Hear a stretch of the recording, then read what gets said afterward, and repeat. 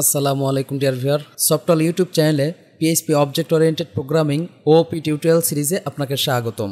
এই ভিডিওতে আমরা দেখব যে কনস্ট্যান্ট কিওয়ার্ড ইউজ করে কিভাবে আমরা কনস্ট্যান্ট ভেরিয়েবল ডিক্লেয়ার করতে পারি।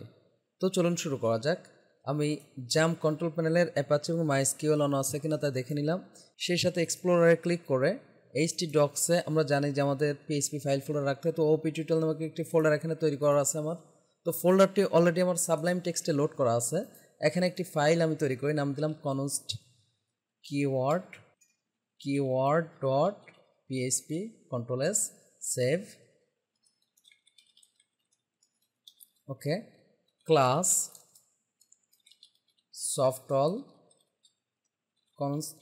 তো কনস্ট্যান্ট কিওয়ার্ড ইউজ করার অর্থ হচ্ছে যে এই ভেরিয়েবলটাকে আমরা আর চেঞ্জ করতে পারবো না, অর্থাৎ এখন যেই ভ্যালু দিব এই ভ্যালুই সবসময় এতে থাকবে। যেমন আমি বললাম সফটওয়্যার ইউটিউব চ্যানেল।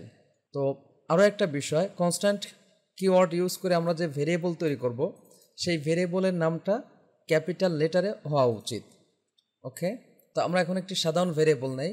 আমরা বললাম পাবলিক, জাস্ট বললাম সাবজেক্ট, আমরা এখানে বললাম ওপি বা পিএইচপি ওপি। ওকে, তো এখন আমরা একটি মেথড তৈরি করি, নাম দিলাম পাবলিক ফাংশন ডিসপ্লে।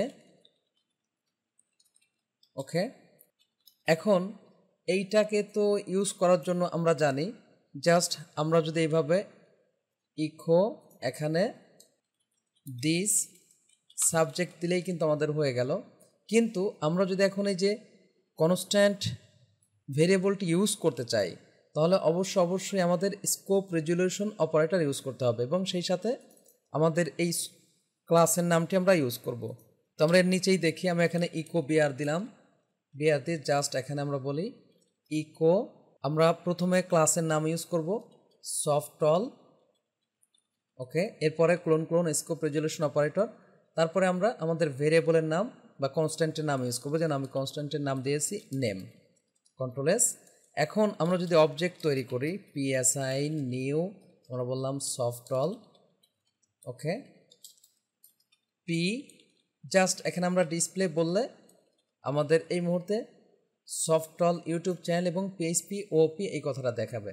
তো আমি রান করছি লোকাল হোস্ট ওপি টিউটোরিয়াল। এই যে দেখুন পিএইচপি ওপি সফটওয়্যার ইউটিউব চ্যানেল আমার আসছে। এখন এই যে আমরা ভেরিয়েবলটা নিছি এইটাকে যদি আমরা এখানে ইউজ করতে চাই তাহলে আমাদেরকে অবজেক্ট লিখে তারপরে আমাদের স্কোপ রেজুলেশন অপারেটর দিয়ে এরপরে আমাদের কনস্ট্যান্টের নাম দিতে হবে। তো এখানে আমি ইকো করে দেই, ইকো বেটার হয়, এখানে একটু বিআর নিয়ে রাখি, বিআর। ওকে, কন্ট্রোল এস। এই যে দেখুন নিচে কি আসছে সফটওয়্যার ইউটিউব চ্যানেল, অর্থাৎ এর ভিতরে যা লেখা আছে সেই লেখাটা আমাদের চলে আসছে।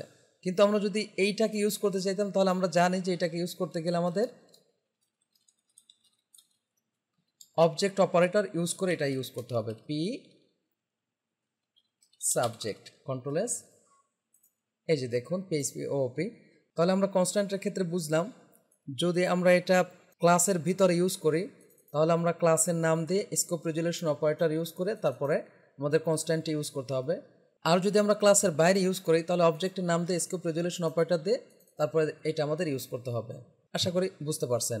সামনের ভিডিওতে আমরা স্ট্যাটিক প্রপার্টি এবং স্ট্যাটিক মেথডের ইউজ দেখব। যদি ভিডিওটি ভালো লাগে থাকে প্লিজ লাইক করবেন এবং কমেন্ট করে আপনার অনুভূতি জানাবেন। চ্যানেলটি সাবস্ক্রাইব করে না থাকেন প্লিজ সাবস্ক্রাইব করবেন। পরবর্তী ভিডিওতে দেখা হচ্ছে। আল্লাহ হাফেজ।